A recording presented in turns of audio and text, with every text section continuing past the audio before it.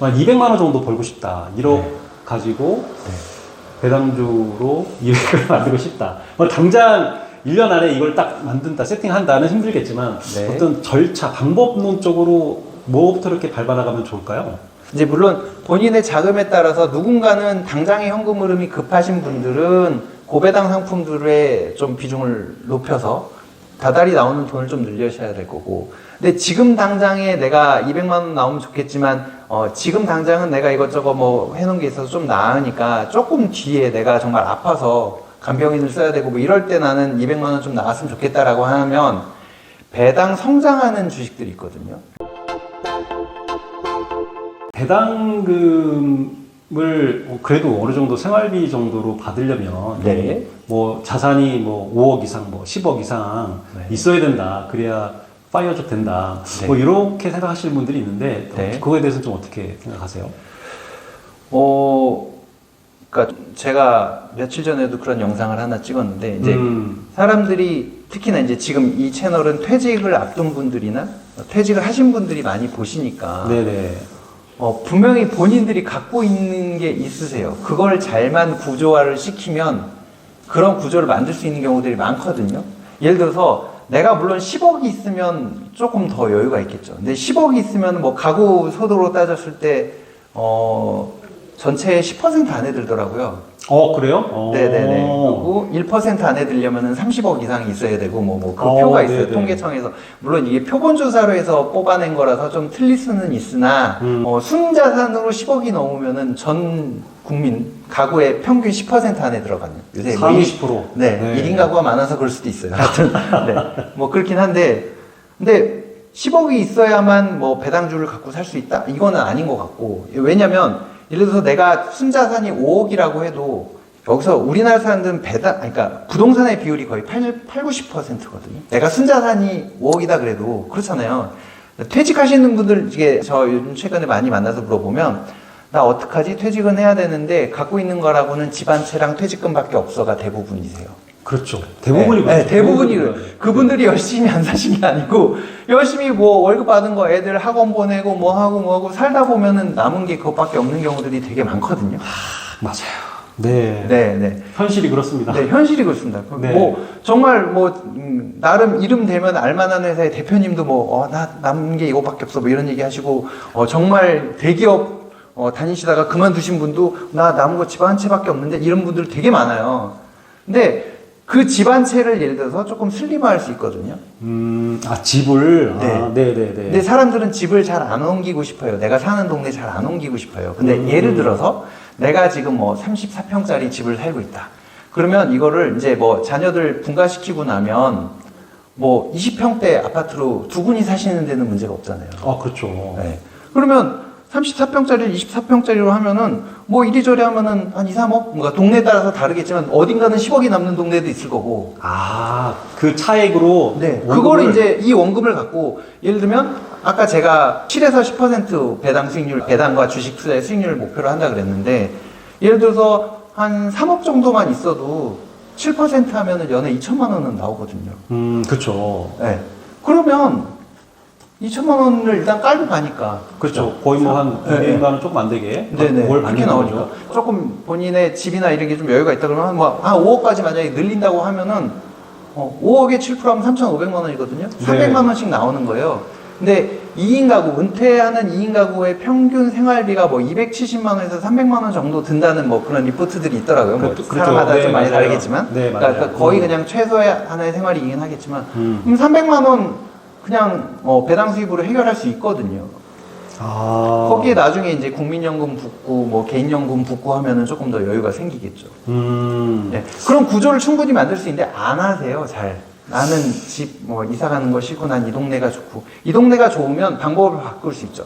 내가 자가로 갖고 있던 거를 전세로 바꿀 수도 있고 불편할 수는 있지만 근데 현금 흐름이 생기면서 삶 자체는 여유 있을 수 있거든요. 똑같은 아파트 단지에서 똑같은 엘리베이터를 타지만 이건 내 집이었고 이건 전세집일 수도 있고 이 집이 34평이었는데 이 집이 24평일 수도 있지만 현금 흐름은 내가 가만히 있어도 들어오는 게 100만 원, 200만 원, 300만 원 있다 그러면 삶은 달라지거든요. 그렇죠. 네. 네. 근데 이게 저도 딱 드는 생각이 집을 조금 더 작은 데로 옮겨서 그 여유 자금을 갖고 배당주 투자를 한다. 이건 되게 좋은 생각인 것 같은데 선뜻 뭔가 행동으로 옮기기에는 계산해볼 뭔가 여러 가지 상황들이 있다 보니까 조금 시간이 걸릴 수 있는 부분이 있긴 한데 근데 뭐 보통 퇴직하시는 분들이 뭐 퇴직금하고 뭐 퇴직연금 뭐 모아놓은 뭐 자산들 이렇게 다 합해서 끌어 모으면은 한 1억 정도는 뭐 대부분이 그렇지는 않지만 뭐 평균적으로 한 1억 정도 갖고 계신 분들이 있다고 하면 이분들이 아까 노후생활비 뭐 부부 기준으로 월 270에서 300 말씀해 주셨는데 한 200만 원 정도 벌고 싶다. 1억 가지고 배당주로 200을 만들고 싶다. 뭐 당장 1년 안에 이걸 딱 만든다, 세팅한다는 힘들겠지만 어떤 절차, 방법론적으로 뭐부터 이렇게 밟아나가면 좋을까요? 요즘에 이제 그런 고배당 상품들이 나왔습니다. 그러니까 올 초에도 보면은 예를 들어서 테슬라를 뭐 기초자산으로 하는, 엔비디아를 기초자산으로 하는, 근데 이제 커버드 콜 방식을 써서 무슨 연평균으로 계산을 했을 때 무슨 30%, 뭐 50% 수익률이 나오는 배당주들이 나왔어요. 근데 얘네들이 지금 나온 지가 몇 달 안 됐기 때문에 꾸준히 이렇게 갈 수 있을까를 뭐 잘 몰라서 이런 거에 투자하세요라고 말씀은 못 드리겠고. 근데 이제 1억으로 했을 때 그나마 가능한 숫자는 뭐 월에 1% 정도는 가능할 수 있어요. 그럼 한 달에 100만 원 정도는 나오게 할 수 있거든요. 네네. 네. 물론 그것도 월에 1%면 연 12%짜리니까 리스크가 없는 건 아니죠. 당연히. 그렇죠. 네. 이제 그런 걸 선택할 하는 방법도 있고, 이제 물론 본인의 자금에 따라서 누군가는 당장의 현금 흐름이 급하신 분들은 고배당 상품들에 좀 비중을 높여서 다달이 나오는 돈을 좀 늘려셔야 될 거고, 근데 지금 당장에 내가 200만 원 나오면 좋겠지만 지금 당장은 내가 이것저것 뭐 해놓은 게 있어서 좀 나으니까 조금 뒤에 내가 정말 아파서 간병인을 써야 되고 뭐 이럴 때 나는 200만 원 좀 나갔으면 좋겠다라고 하면 배당 성장하는 주식들이 있거든요. 네. 어떤 것들은 뭐 연평균으로 따졌을 때 연에 한 뭐 12, 13%씩 배당금이 늘어납니다 하는 그런 뭐 ETF나 이런 것들도 있어요. 그러면 아까 뭐 72의 법칙 얘기했는데 뭐 12, 13%면은 한 6, 7년쯤 되면은 얘가 배당금이 2배가 된다는 얘기거든요. 지금 투자할 때는 100만 원, 그러니까 1억을 투자했을 때 나오는 뭐 배당금이 100만 원인데 6, 7년쯤 뒤에는 얘가 200만 원이 될 수 있는 것들도 있다는 거죠. 이제 그런 거를 잘 조합을 해서 물론 시간의 힘이 좀 필요하긴 하지만 그런 방법들을 써서 늘려가는 방법을 찾는 거지 당장에 한 방에 푹 나오는 거는 사실은 뭐 기대하기는 힘들고요. 네. 그 고배당 ETF 관련해서 뭐 JP나 뭐 QYLD 뭐 이런 것은 어떻게 그걸 말씀하시는 건가요? 네, 그런 것들도 이제 뭐 아까 제가 미국 나스닥100 커버드 콜 100 뭐 그러니까 커버드 콜 뭐 이제 이런 ETF가 있다는데 그게 이제 QYLD를 한국의 연금 계좌에서 할 수 있게 한 게 이제 뭐 그런 종목이거든요. 이제 QRD가 거의 월에 1% 정도 나오는 거고, 지금 이제 최근에 나스닥이 그러니까 올 초 대비해서는 거의 30% 이상 올랐거든요. 네네. 그러니까 1%씩 배당을 계속하고도 주가도 올랐을 거예요. QILD 주가도 연초 대비해서는. 이제 그거는 대신에 시장을 조금 봐야죠. 이제 얘도 똑같이 나스닥이 꼬라박고 있는 상황에서는 주가가 빠지니까. 그렇죠. 예. 그리고 이제 아무래도 콜옵션을 매도해서 수익을 내는 거기 때문에 배당률도 좀 줄어들 수 있어서 이제 그런 거는 조금 지식을 이제 더 공부를 좀 하셔갖고 이때는 요거를 좀 많이 모아가고 이 타이밍에는 딴 걸 좀 모아가고 뭐 이제 이렇게 왔다 갔다 스위칭을 좀 하긴 해야 되는데 뭐 그런 종목들이 제법 있으니까 특히 미국 쪽에는 많이 있으니까 그럼 고배당주의 비중을 좀 늘려가는 것도 방법이죠. 근데 그 상품의 특성을 잘 알아야 되는데 어떤 분들은 저거 제살 깎아먹게 하는 거 아니냐 이런 말도 안 되는 얘기들을 하시는데 네, 어떤 거는 정말 제살 깎아먹게 하는 종목들이 있습니다. 이제 돈이 없어서 자기 자본에서 돈을 주는 뭐 이런 종목들도 있는데 이제 그런 거는 좀 잘 걸러내셔야 되고 근데 어찌됐든 금융 상품들이 보면 저는 이제 항상 그 얘기하는데 똑똑한 사람들이 만들어 놓은 좋은 상품이 되게 많아요. 네. 그 좋은 상품을 저희는 잘 고를 줄만 알면 되거든요. 내가 똑똑해서 잘 만들 수 있으면 좋겠지만 그렇게까지는 좀 힘들고 똑똑한 사람들이 만들어 놓은 좋은 상품을 잘 골라서 운영만 하면 된다. 네. 그거는 살짝 공부는 해야죠. 네네네. 알겠습니다. 그 한국형 SCHD 투자는 좀 어떻게 생각하시나요? 뭐 좀 오랜 기간 계속 그러니까 이 배당 그 퍼센테이지가 네, 네, 한 네. 3% 정도다 네. 보니까 네. 그 50대, 60대한테는 좀 늦지 않나라는 생각이 들긴 네. 하는데 개인적으로는 좀 어떻게 생각하세요? 이제 물론 개인에 따라서 현재 자산의 상태나 이거에 따라서 뭐 다 다르겠지만 일반적으로 놓고 봤을 때는 SCHD 같은 상품은 사실은 젊은 친구들한테 맞는 상품이고요. 네, 그러니까 네.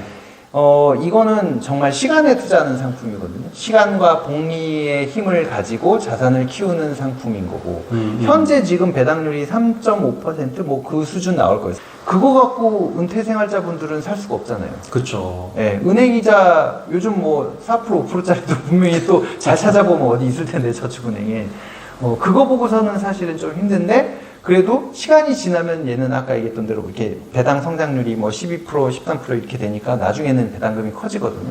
이제 그렇게 투자할 수 있는 시간의 여유가 있는 젊은 친구들한테는 맞지만 나이가 많으신 분들한테는 그 배당률 갖고는 조금 부족하실 거예요. 네, 그래서 이제 본인의 상황에 따라서 고배당주를 조금 더 갖고 갈 거냐.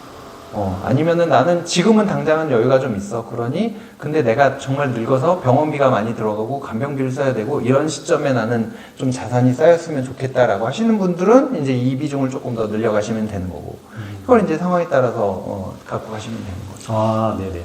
알겠습니다. 혹시 요즘에 관심 있게 좀 보고 있는 배당주가 있으신가요? 요새는 저는 이제 리츠주를 조금 보고 있거든요. 네, 리츠주들을 많이 보고 있는데, 왜냐면 이제 그 고금리 시대가 되면서 리츠주들이 힘을 못 쓰는 리츠주들이 꽤 많아요. 이제 왜냐면 리츠라는 거는 건물을 갖다가 뭔가 이 대출을 받거나 뭐 등등등의 구조를 만들어서 운용을 하고 거기서 나온 월세를 배당을 해주고 이런 건데, 금리가 올라가니까 이자로 내야 되는 돈이 많아지면서 수익률이 떨어지거든요. 아, 그러네요. 네. 근데 그런 리츠들 중에서도 운용을 좀 잘하고 있거나 그 안에 있는 자산의 형태나 뭐 특성들이 조금 더 쌀 때 잘 사놨다든가 되게 안정적인 월세를 내주는 업체들이 들어와 있다든가 뭐 이런 거에 따라서 굉장히 안정적인 현금 흐름을 내는 리츠들이 있어요. 근데 얘네들이 얘도 리츠네 하면서 도매금으로 빠지는 경우들이 있거든요. 근데 그런 것들은 지금 싸져 있는 종목들이 몇 개가 있어요. 그럼 이제 그런 거는 좀 살만한 거죠. 예를 들어서 미국의 이제 뭐 리얼티 인컴 같은 경우는 워낙에 유명한 이제 그 리츠 상품이거든요. 근데 얘가 지금 얘는 월 배당인데 배당률이 한 5.5% 정도 나와요. 오, 네. 달러로 배당 들어오는 거죠. 달러로 월세 받는 건데. 오, 네. 네. 물론 이제 뭐 최근에 뭐 유상증자 뭐 이런 이슈들 뭐 금리 또 올라간다 그래서 조금 주가가 빠지기는 했지만 여태까지 업력이나 등등등을 놓고 봤을 때는 나쁘지 않아 보이는데 이제 그래서 좀 예의주시하는 중인 거죠. 지금 막 투자를 하진 않지만 그런 거나 아니면 국내 같은 경우는 신한 알파리츠라든가 아니면 삼성 FN 리츠라든가 뭐 굉장히 안정적이면서 꾸준하게 운영을 잘하고 있는 뭐 몇 개의 리츠들이 있어요. 이제 그런 것들을 보면서 지금 이 가격에 이 배당률이면 괜찮지 않아? 조금씩 사볼까? 할 수 있는 타이밍은 된 것 같아요. 그러니까 항상 그렇잖아요. 집도 그렇고 부동산도 그렇고 남들이 다 외면할 때 가장 쌀 때 사서 담아놓고 기다리면 또 좋은 시절이 오니까 이제 그럴 때 사야 되는데 사람들은 대부분 그때는 눈을 안 두죠. 막 올라갈 때 따라 샀는데 상투 잡고 저 몇 층에 사람이 있어요가 이제 대부분인데 거꾸로 하는 거를 자꾸 연습을 해야 되는 것 같습니다. 그런 차원에서 리츠 요즘 괜찮은데 특히나 국내 리츠는 이제 아직 출범한 지 얼마 이렇게 되지도 않고 뭐 이런 약간 상대적으로 평가가 절하되는 부분이 있어서 미국 같은 경우는 리츠들의 평균 수익률이 한 4에서 5% 뭐 이 정도 수준인데 우리나라는 한 7% 내외에 돼요. 배당률 자체가. 네네. 그러니까 배당률이 꽤 높은 편인 거죠. 근데 아까 얘기했다시피 무조건 배당률 높다고 좋은 게 아니고 여기 보면은 부실한 애들이 많기 때문에 이거 잘 걸러내고 그 중에 괜찮은 리츠들 있으면 그거는 지금 좀 사도 괜찮아요. 근데 나중에 지금 봤을 때 뭐 배당률이 한 6% 이렇게 나오는데 얘가 이제 금리가 좀 내려가고 이렇게 되면 주가도 올라갈 거거든요. 그럼 이제 덤이 생기는 거죠. 플러스 알파가. 근데 뭐 그런 걸로 놓고 봤을 때는 좀 관심을 가져볼 만한 시기인 것 같다. 지금이 제일 금리의 고점이기 때문에 금리가 내려가면 얘네는 가치가 올라가거든요. 왜냐면 이자를 덜 내도 되니까 그렇죠. 배당을 줄 수 있는 여력도 생기고 뭐 등등등. 알겠습니다. 그 리치 노마드님 아까 자녀가 2명 있다고 했는데 네. 그 퇴직하신 분들이 어쨌든 자녀 지원에 대해서 어떤 철학이나 이런 게 되게 중요하다고 말씀을 많이 하시더라고요. 어디까지 내가 자녀들한테 지원을 해줄 것인가. 네. 나의 노후생활비, 은퇴생활비를 마련을 해야 되는데 네. 자녀 등살이나 뭐 이런 지원 때문에 본인 정작 은퇴 준비를 못하는 분들이 많아서 혹시 뭐 자녀 지원에 대한 계획 같은 거 그런 게 있으신가? 어디까지 지원하겠다? 저는 저희 애들한테는 네. 아빠가 너희들의 대학교 등록금을 마련해 줄게. 대학 등록금. 네. 네. 근데 이제 그 이후에 아빠가 해야 될 일은 너희들에게 손을 안 내미는 게 아빠가 해야 되는 목표다. 내가 뭐가 거꾸로, 네. 병 들고 뭐해서 간병인 비용을 대줘야 되고 병원비를 이런 이제 손을 안 내미는 게 아빠의 목표다라고 아예 선을 긋고 있고. 근데 이제 제가 조금 더 이제 지금 그래도 자산 운용을 하는 것들을 계속 하다 보니까 조금 실력이 붙어가는 것 같아요, 제 스스로는. 이제 그래서 조금 여유가 조금 더 생겼다. 라고 한다면 이제 뭐 조금 더 도와줄 수는 있겠죠. 근데 그것도 본인들이 뭔가 의지를 갖고 할 때 일인 거지, 아니면 그냥 사회에 기부를 하든지.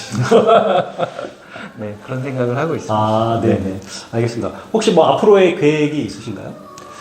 그러니까 제가 뭐 그러니까 유튜브 채널을 하는 이유가 뭐 커피컵 보려고 하는 건 아니고요. 내가 아까 얘기했다시피 뭔가 제가 이제 지금부터의 삶은 세상에 좀 뭔가 의미 있는 일을 하는 쪽으로 살았으면 좋겠다는 생각을 갖고 있거든요. 이제 그렇다 보니까 이제 그 유튜브 채널에서도 이렇게 하세요. 이러면 조금 더 여유 있는 삶을 살 수 있어요라는 얘기를 자꾸 하는 건데, 하다 보면 정말 뭔가 경제적인 자유를 위해서 그런 간절함이 있는 분들이 있어요. 그러니까 그런 상황에 있는 분들이. 근데 그분들은 어떻게 해야 될 줄을 모르고 방법을 잘 모르고 누군가 좀 도와주면 충분히 열심히 할 수 있는데 그런 게 없어서 못하고 있는 분들이 있거든요. 그래서 그런 분들을 지금 조금씩 제가 도와드리고 있어요. 저희 구독자분들 중에서도 사연을 받아서 뭐 저 정말 간절하고 이러는데 뭐 이렇게 좀 해보고 싶어요 라고 하는 분들을 제가 이제 연락을 해서 이렇게 좀 자산 구조를 바꿔보시고요. 아니면 이런 건 좀 이렇게 바꿔보시고요. 이렇게 한번 해보세요 하는 것들을 좀 하고 있는데, 이게 제가 실력이 부족해서 혹시 남의 삶을 망치지 않을까 좀 걱정은 하지만, 그래도 그렇게 해서 조금 잘 되는 분들이 많아졌으면 좋겠다, 뭐 이런 생각을 하고 있고, 이제 그런 분들이 조금 잘 되면 또 누군가를 도와줄 수 있는 이제 그런 구조가 되지 않을까, 뭐 이제 그런 생각을 좀 하면서 살고 있습니다. 네. 멋진 계획이네요. 네. 저도 상담을 받고 싶습니다. 네, 알겠습니다. 긴 시간 동안 시간 내주셔서 정말 감사드리고요. 오늘 영상이 도움이 되었다면 구독, 좋아요, 알람 설정 부탁드리고 다음에 더 좋은 영상으로 찾아뵙도록 하겠습니다. 네, 오늘 고맙습니다. 네, 고맙습니다. 네.